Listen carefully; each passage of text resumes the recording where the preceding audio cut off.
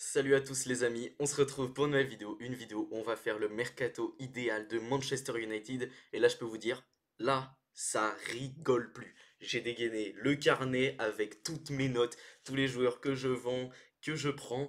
Franchement, je pense vous avoir fait un truc vraiment bien. J'ai vu que celui de BR10 était sorti et franchement, j'ai bien aimé sa vidéo, mais je suis pas d'accord avec tous les profils, hein. Voilà, on n'est pas obligé d'être d'accord avec tout le monde, n'empêche que sa vidéo était sympa. Et je comprends également hein, certains de ses recrutements, je comprends le manque, entre guillemets, mais moi je suis allé chercher des profils un petit peu différents, des joueurs un petit peu différents, et voilà, j'ai essayé de reprendre, retaper bien cet effectif de Manchester United qui pour moi a de grosses lacunes. Et donc voilà, j'avais envie de vous faire cette petite vidéo qui me tenait un petit peu à cœur puisque je suis pas fan de Manchester United, mais ça me fait quand même de la peine de voir un si grand club anglais, même si j'ai pas connu réellement ces années de gloire, bah tomber dans les méandres du classement de Premier League comme ça. Surtout que Ruben Amorim, vous le savez, c'est un coach que j'aime bien, un coach à l'allemande, et vous savez, pour ceux qui suivent la chaîne depuis très longtemps, que j'aime bien ce style de jeu, le jeu à l'allemande, j'aime beaucoup. Donc voilà, j'essaie de vous proposer le meilleur mercato idéal possible. Mais juste avant les amis, abonnez-vous à la chaîne, c'est super important pour moi, surtout si vous aimez mon contenu et cette vidéo. Voilà, abonnez-vous à la chaîne, c'est super important pour me soutenir. Et donc on va commencer par les gardiens de but, évidemment. On en a trois, on a Tom Heaton, Altaï Bayindir et André Onana. Je laisse partir Eaton en fin de contrat, même si c'est pas lui qui a le plus gros salaire du club, il est en fin de contrat, je le laisse partir, ça libérera un petit peu de masse salariale.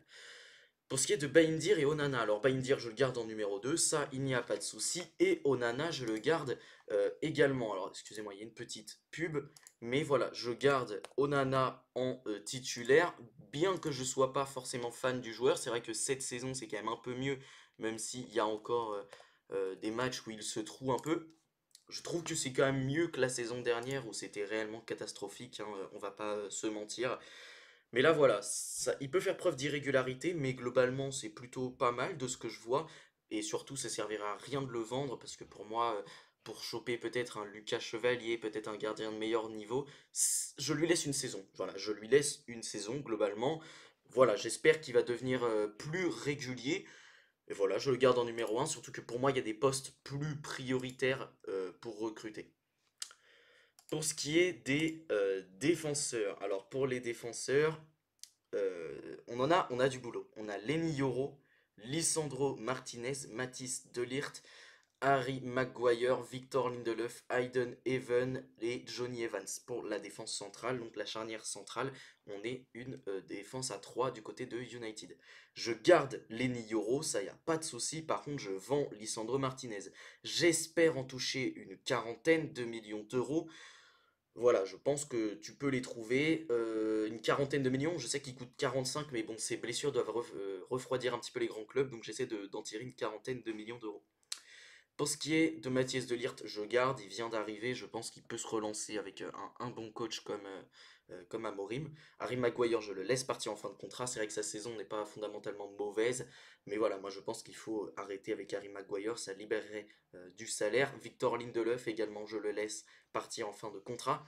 Hayden Even, je le garde, c'est un petit crack, c'est un joueur qui a l'air sympa, je l'ai vu jouer quelques matchs avec Manchester United, et franchement, il a un niveau assez intéressant. Il n'a que 18 ans, donc moi, j'ai envie de le faire progresser, de me baser sur lui, un peu comme un Lenny Yoro. Les deux joueurs sont très jeunes et je pense qu'ils peuvent très vite progresser. Et Johnny Evans, je le laisse partir en fin de contrat. Donc voilà, petit récapitulatif. Je vais vous le montrer sur le visuel. Actuellement, nous avons Lenny Yoro, Matisse, Delirte et Hayden Even. Donc je vais vous les marquer, mais juste avant, je vais vous donner mes recrues parce que je fais deux recrues au poste, une troisième également, mais vous allez comprendre rapidement, je vais vous expliquer. Et donc, je recrute deux joueurs qui seront dans l'effectif. Donc, je recrute Murillo de Nottingham Forest, que je trouve absolument monstrueux cette saison. Je le trouve énorme. Il coûte une cinquantaine de millions d'euros, donc j'espère pouvoir l'avoir à ce prix-là.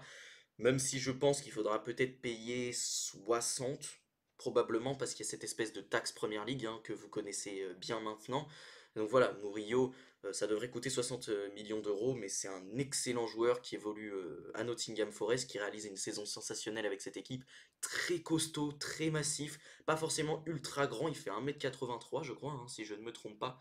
Mais voilà, c'est un vrai monstre de puissance, également balle au pied, il est intéressant, il envoie des transversales, tout ça, donc pour un jeu de transition, ça peut être très utile. J'aime beaucoup ce joueur qui est extrêmement solide.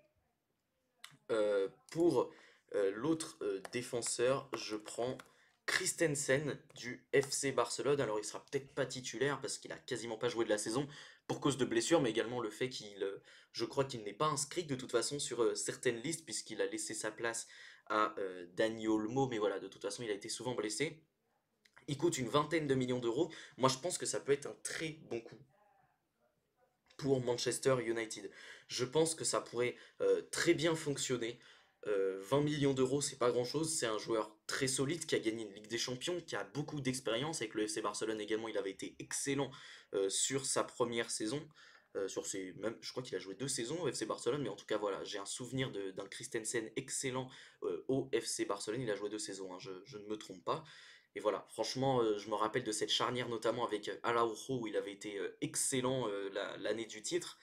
Donc voilà, franchement, j'adore ce joueur et je pense qu'il pourrait très bien se relancer à Manchester United. En plus, c'est 20 millions d'euros, c'est pas particulièrement onéreux pour un Manchester United qui, je le rappelle, a des contraintes budgétaires. Alors, je vous en ai pas trop parlé dans ce début de la vidéo, mais Manchester United a annoncé avoir des problèmes financiers et donc je pars, on va dire, sur une centaine de millions d'euros de budget de base, mais comme il y aura beaucoup de ventes avec des joueurs qui partiront, des joueurs qui sont déjà partis en prêt et qui sont vendus dans la foulée, également d'autres joueurs que je vais vendre dans ce mercato, donc notamment euh, Martinez qui va rapporter beaucoup d'argent dans les caisses. Donc voilà, en plus de ça, on allège la masse salariale vraiment fortement dans ce mercato.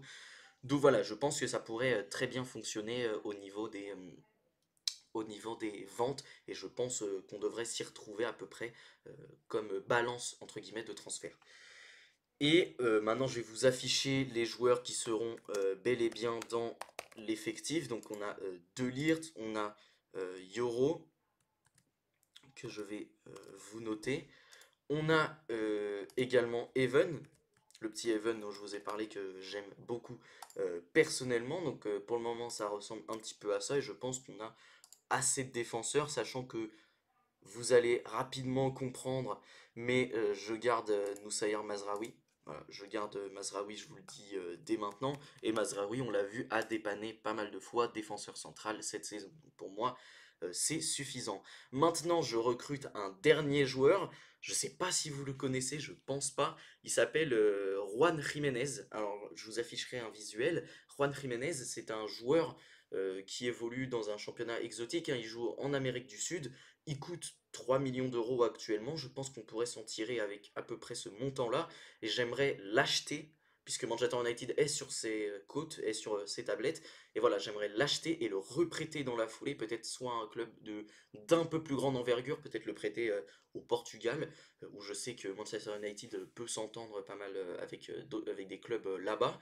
Ou peut-être le reprêter en Amérique du Sud, même si moi je pense que voilà, Portugal ou un championnat Eredivisie par exemple un petit peu mineur par rapport aux 5 grands championnats, mais qui reste un championnat plus élevé, je pense que certains championnats d'Amérique du Sud, je pense que ça pourrait être très bien, et donc je prends le petit Juan Jiménez à 3 millions d'euros, et je le reprête dans la foulée, peut-être dans l'idéal avec un prêt avec, vous savez, une indemnité de transfert, donc peut-être une indemnité de 1 million d'euros, ça permettrait de voilà, compenser un petit peu la petite dépense. Donc voilà, moi je pense que ça pourrait être très intéressant pour ce joueur. Je vous afficherai quelques petits visuels à l'écran pour vous montrer ce mec. Pour ce qui est maintenant des latéraux, alors on va traiter les deux latéraux dans le même ordre. Nous avons Noussair Mazraoui, que je conserve évidemment, qui fait une très bonne saison. Diogo Dalot, qui certes est un peu moins bon cette saison, mais que je conserve parce que pour moi, c'est pas le chantier du moment. On a le petit Ariamas que j'aimerais conserver dans l'équipe. Lui, je vais le peut-être, je sais pas si je le compte comme une vraie doublure de Patrick Dorgu, mais j'aimerais m'appuyer un petit peu sur lui. De toute façon, Dalot peut dépanner des deux côtés. Pour Mazraoui également, c'est le cas. Et évidemment, on a le petit Patrick Dorgu qui vient d'arriver. Et Patrick Dorgu, je le garde. Je trouve que c'est un joueur très intéressant, qui est très explosifs. Je vous dis pas que c'est le nouveau Nuno Mendes, mais c'est vrai que dans le profil, ça y ressemble quand même pas mal, donc je le conserve parce que j'aime beaucoup ce que montre ce joueur actuellement. Je vais mettre Ari Hamas comme une doublure de Dorgu. Moi, je pense qu'on peut également s'appuyer sur cette formation. On a des joueurs comme Meinu qui sont entrés dans cette formation, des joueurs comme Collier notamment. Amad Diallo également est issu du centre de formation de Manchester United. Donc voilà, moi j'ai envie de m'appuyer sur cette jeune génération. Le petit Evan n'a pas été formé à United, mais c'est un petit jeune. Et j'aimerais voilà, qu'on continue de développer un petit peu cette académie que personnellement j'aime beaucoup du côté de Manchester United. Voilà, pour ce qui est des latéraux, et évidemment on a Luke Shaw que je fais partir. Alors lui, j'espère en tirer 10-15 millions d'euros, hein. Je pense pas qu'on en tirait un gros montant. Et on a également Malacia qui est prêté, je crois, au PSV Eindhoven, hein, si je dis pas de bêtises, soit au Feyenoord, soit au PSV Eindhoven, hein. Je crois que c'est au PSV. Malacia, apparemment, la clause libératoire est autour de 15 millions d'euros. Visiblement, il compte l'activer, donc très bien. C'est parfait. On a 15 millions d'euros pour Malacia, à peu près 15 pour Luke Shaw. Donc c'est parfait. On a des belles ventes. Pour ce qui est du milieu de terrain, là, on a du boulot, puisqu'on a Manuel Ugarte qui est arrivé cet été. On a Casemiro, Toby Collier, Kobe Mainu, Christian Eriksen, Bruno Fernandes et Mason Mount. Et bon, vous avez compris que j'allais faire du ménage dans ce milieu de terrain. Manuel Ugarte, je le conserve. Je trouve qu'il est plutôt intéressant avec Manchester United. C'est pas forcément extraordinaire à tous les matchs, mais quand il répond présent, il est bon. Donc voilà, moi j'aime bien Manuel Ugarte, j'aimerais le conserver. Casemiro, par contre, ça dégage, hein. Là, il n'y a pas de. Il n'y a aucun débat là-dessus, ça dégage. Tout simplement, je ne sais même pas combien d'euros je peux en tirer, j'espère en tirer 10 qui partent en Arabie Saoudite, ce sera très bien. Il a carrément pas le niveau pour United, il a plus de niveau du tout, donc il faut qu'il s'en aille. Je garde le petit Toby Collier, hein, que j'aime beaucoup personnellement, je trouve que c'est un jeune qui est très talentueux et j'aimerais le conserver dans l'effectif. Je garde évidemment Kobe Maino, jeune joueur qui pour moi a un grand avenir, et même si cette saison est moins bonne, je pense vraiment qu'il y a des choses à faire avec ce joueur. Christian Eriksen, je le laisse partir en fin de contrat, il n'y a pas de souci là-dessus. Bruno Fernandes, évidemment, je garde. Je trouve que c'est un joueur, c'est peut-être le meilleur joueur de United cette saison, le meilleur joueur pour moi de United sur ces dernières années. Heureusement qu'il est là, parce que franchement, je trouve assez catastrophique la saison de United, et sans lui ce serait peut-être encore pire.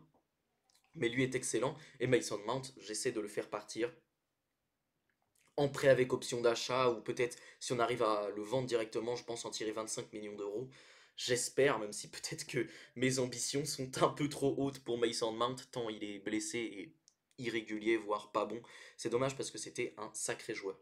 Donc voilà, pour récapituler, nous avons Manuel Ugarte, Toby Collier, Meinu et Bruno. Donc pour ce qui est des titulaires, ça devrait être Fernandez ici, hein. Moi je pensais qu'il aurait pu jouer un cran plus haut lorsqu'Amorim est arrivé, mais non, il joue à ce poste-là, et je pense que ça devrait être Ugarte ou Meinu ici. Je pense que ça devrait être quelque chose comme ça. Donc voilà, ce sera évidemment des profils différents. Je rappelle que Fernandez peut jouer un cran plus haut. Je pense également qu'il y aura une vraie rotation à ce milieu de terrain. Et on a également le petit Toby Collier. Donc lui, vous avez compris que j'allais le compter dans les rangs plaçants. Lui, il rentrera dans la rotation. Mais je le trouve assez bon, le petit Collier. Donc je le garde dans la rotation. D'ailleurs, j'ai oublié de noter l'entraîneur, mais évidemment, c'est Ruben Amorim. Voilà, donc nous avons ça au milieu de terrain, hein. Normalement, je n'ai rien oublié. Et évidemment, je fais des recrutements, ça, il n'y a pas de souci là-dessus. Et il y a une opportunité de marché que je ne veux absolument pas manquer. Pour moi, c'est genre l'un des meilleurs coups qu'on aurait pu faire. C'est Franck Zambo Anguissa qui arrive en fin de contrat à la fin de la saison. De ce que j'ai compris, il n'y a pas forcément des. Enfin, pour le moment, il n'a pas prolongé. Et des infos que j'ai vues récemment, ça semble pas forcément être en voie totalement. Donc voilà, je prends Zambo Anguissa, et au pire des cas, si il prolonge, j'avais un plan B, c'était Thomas partait. Également en fin de contrat, je pense qu'il y avait peut-être quelque chose à faire, mais moi, voilà, j'ai une préférence pour Zambo Anguissa qui fait une énorme saison du côté du Napoli encore, très solide et je pense que ça plairait beaucoup à Amorim puisque c'est un joueur qui voilà, fait énormément d'efforts au milieu de terrain. Voilà, j'aime beaucoup ce joueur, je le trouve très intéressant et j'espère qu'il pourrait venir à Manchester United gratuitement. Et je prends également Ederson, donc Ederson de l'Atalanta, je pense que lui, vous le connaissez. Peut-être qu'il serait titulaire à la place d'Ugarte, hein. Je le mets là, mais je pense qu'il serait titulaire à la place d'Ugarte dans ce milieu de terrain. Donc là, pour le coup, ça correspond un peu à ce qu'avait dit BR10. Ederson, c'est un joueur sensationnel, je pense qu'il est dans beaucoup de mercato idéaux depuis que j'en fais hein, sur cette chaîne. Mais voilà, il est excellent, il est très bon avec l'Atalanta, grosse saison en championnat, en première ligue, très bon physiquement, mais également balle au pied, il a une grosse qualité. Voilà, moi je pense que ça plairait beaucoup à Amorim, un joueur capable de répéter les efforts. Je pense que ça fonctionnera parfaitement. En plus, il connaît les doubles pivots, hein, puisque il a déjà joué dans ce genre de composition, hein, surtout à l'Atalanta, où il le fait très souvent, puisque c'est généralement un double pivot et un 10. Donc voilà, Ederson, c'est pour moi une recrue parfaite. Et je prends également un dernier joueur, Lewis Miley, de Newcastle. Lewis Miley, c'est un joueur que j'aime beaucoup également, qui a un gros talent et surtout j'ai appris que Newcastle devait vendre cet été et je pense qu'ils vont essayer de conserver Guimarães, Joelinton, Tonali au milieu de terrain et je pense que peut-être celui qui est le plus facilement, enfin celui que tu peux faire partir le plus facilement, bah, c'est Lewis Miley, c'est un joueur très jeune qui a une bonne qualité balle au pied. Il a notamment des petites qualités de meneur de jeu que je trouve assez intéressantes, même si c'est également un joueur voilà, qui est capable de beaucoup défendre. C'est un vrai box-to-box, je dirais. Et je pense que ça plairait également beaucoup à Amorim. Donc je le prends, il devrait me coûter une vingtaine de millions d'euros. Ederson, une cinquantaine. Et Zambo Anguissa, je l'ai dit, il devrait arriver gratuitement, en tout cas sans indemnité de transfert. Évidemment, on connaît les primes à la signature, tout ça. Pour ce qui est des postes un petit peu plus hauts sur le terrain, bon bah là il nous en reste pas beaucoup puisqu'on a Garnacho, Amad Diallo, Rasmus Højlund et Joshua Zirkzee. Et alors Rasmus Højlund, je le vends, ça y a pas de problème.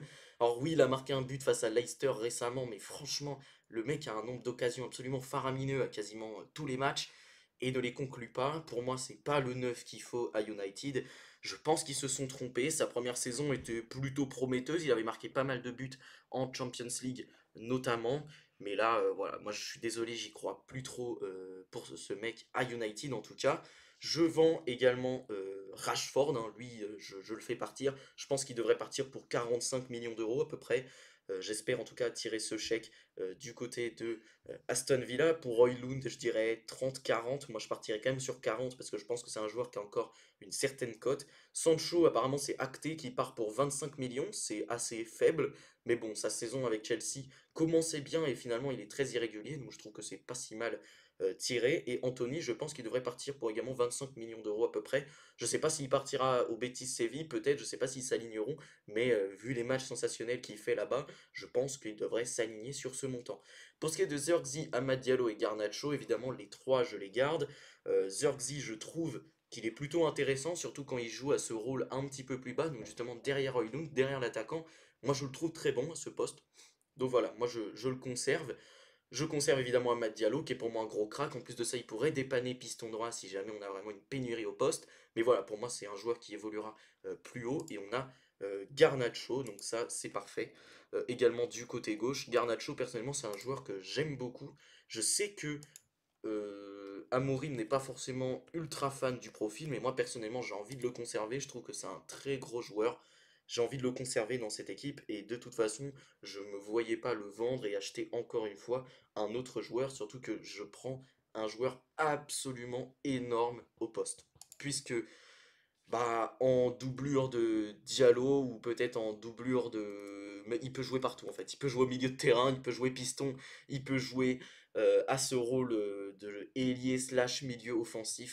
Mohamed Kudus, je pense qu'il devrait me coûter extrêmement cher. Je pense qu'on en a pour 80 millions d'euros. Mais lui veut partir de West Ham parce que c'est un club franchement pourri, hein, cette saison, c'est vraiment pas terrible leur résultat. Lui est à un niveau sensationnel chaque week-end. Il a une grande polyvalence, il est excellent, très rapide, très bon dribbleur. Je pense que ça correspondrait parfaitement à ce jeu d'Amorim qui nécessite beaucoup de transitions très rapides. Lui, il permettrait totalement de l'avoir, il permettrait d'avoir ce jeu très vertical. Donc voilà, là je le mets remplaçant entre guillemets, mais évidemment il ne le serait peut-être pas dans la réalité. Je pense même qu'il pourrait s'imposer peut-être face à Diallo ou face à Garnacho, même si Diallo est encore une fois un joueur que j'aime beaucoup. Du côté de Garnacho, évidemment, on a Zirkzee sur le banc qui pourrait également jouer titulaire, hein, parce que franchement, récemment, il nous montre de très belles choses. Et sur le front de l'attaque, voilà, vous allez vous dire qu'on a plus grand monde, mais moi, je prends évidemment un autre joueur et je prends Gyökeres. C'est la solution de facilité entre guillemets, mais pour moi, c'est le joueur qu'il faut à United. Il apporterait de la verticalité, il est excellent dans le jeu aérien également, donc je pense qu'il pourrait apporter dans ce domaine, surtout que tu joues avec des pistons, donc forcément t'auras des centreurs. Garnacho également centre plutôt pas mal, Diallo aussi. Kudus, Zirkzee, je pense que voilà, vu comment Højlund a été abreuvé de centres récemment, je pense que ça pourrait fonctionner. Apparemment, sa clause libératoire n'est qu'à 75 millions d'euros. Donc, c'est pas si cher, finalement. C'est pas si cher. Donc voilà, moi, je l'active totalement. Et du coup, sur le remplaçant à Gyökeres, alors, j'avais des idées également d'autres joueurs à prendre. Je pensais notamment à Liam Delap. Mais Liam Delap, voilà, c'est un joueur de Ipswich. Je sais pas vraiment si il pourrait venir être titulaire dans cette équipe parce qu'à la base c'était mon plan un peu. Je le pensais plutôt comme un joueur de plan A, vous voyez. Pour moi, il était plus en concurrence avec Gyökeres. On aurait pu peut-être le prendre comme remplaçant, mais en vrai, on a Zirkzee également qui peut jouer au poste. J'ai dit que je laissais à Zirkzee au moins une saison supplémentaire. Donc voilà, je pense que Zirkzee peut dépanner à gauche, à droite, comme en avant-centre. Donc voilà, je laisse Zirkzee avoir du temps de jeu. On aura également le petit Ethan Wetley qui revient de près. Donc lui, voilà, je ne sais pas du tout si ça s'écrit comme ça, je crois que ça s'écrit comme ça. Mais voilà, lui, il va revenir de près tranquillement, donc j'ai envie de compter sur lui aussi. Il sera probablement pas titulaire sur certains matchs, peut-être qu'il rentrera en fin de match, ou peut-être qu'il jouera quelques matchs de coupe face à des équipes inférieures, mais évidemment, ça fait partie de ces jeunes sur qui j'ai envie de compter. J'avais également pensé à Francesco Pio Esposito, qui fait une saison intéressante apparemment en série B. Je vous avoue que je regarde pas du tout ce championnat. Mais voilà, ça aurait pu être une piste intéressante, mais je laisse la chance au petit Ethan Wetley de peut-être jouer des petits matchs dans la rotation. Donc voilà, ce mercato idéal est terminé, j'espère qu'il vous aura plu. Franchement, je me suis donné, hein, parce que trouver les bons profils pour Manchester United, c'est pas forcément évident, surtout que on a envie de redresser l'équipe, on a envie de donner à Amorim du bon matériel, un matériel qui pourrait lui convenir au vu de son style de jeu, et je pense voilà avoir fait un mercato franchement intéressant. Et d'ailleurs voilà, vous pouvez penser au premier abord peut-être qu'il n'y a pas tellement de que peut-être l'effectif semble pas si rempli, mais en vrai regardez, il y a deux gardiens, donc un, deux joueurs, 3, 4, 5, 6, 7. 8, 9, 10, 11, 12, 13, 14, 15, 16, 17, 18, 19, 20, 21, 22, 23, 24. C'est un effectif réduit, mais tu peux toujours faire venir des jeunes joueurs de la rotation et enfin de la formation, je veux dire, et tu peux les faire entrer dans la rotation. Et surtout, voilà, je rappelle que Manchester City, ça gagne des titres avec un effectif à 24 joueurs. Donc voilà, les effectifs réduits, c'est souvent des effectifs qui marchent bien. Et surtout, voilà, je pense que comme on a vendu beaucoup, que notre masse salariale avec le mercato que je viens de faire semble un peu plus équilibrée, je pense qu'il y a peut-être des... Au pire des cas, il y aurait des ajustements faisables à l'hiver prochain. Donc les amis, voilà, ce mercato est terminé. J'espère qu'il vous aura plu. Franchement, il a été dur à faire. Mais voilà, j'ai adoré quand même, hein. C'était assez sympa de trouver ces petits profils. Il fallait se creuser les méninges. Mais vous savez que j'aime bien ce petit concept. Et donc les amis, j'espère que cette vidéo vous a plu. Si c'est le cas, n'hésitez pas à la liker, à la commenter pour vous, me donner votre avis sur mon mercato. Et surtout à vous abonner à la chaîne. C'est super important pour moi. C'est le meilleur soutien possible. Sur ce, salut les amis, à la prochaine.